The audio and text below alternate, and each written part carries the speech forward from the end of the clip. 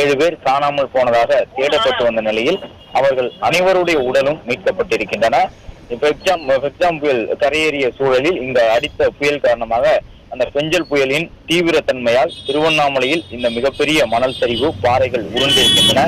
நேற்று இரவு திருவண்ணாமலை அண்ணாமலையார் கோயிலினுடைய அந்த மலைப்பகுதியிலிருந்து உருண்டு வந்த பாறைகள் மணல் சரிவு ஏற்பட்டு வீடுகளில் உறங்கிக் கொண்டிருந்தவர்களுடைய வீடுகள் மீது பட்டு அந்த இடத்தில் ஒரு மிகப்பெரிய பேரிடர் ஏற்பட்டது.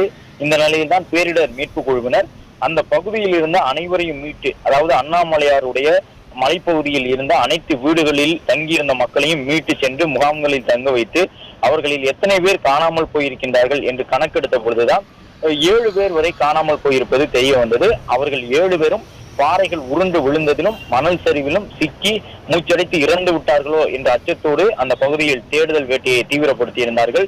பேரிடர் மீட்பு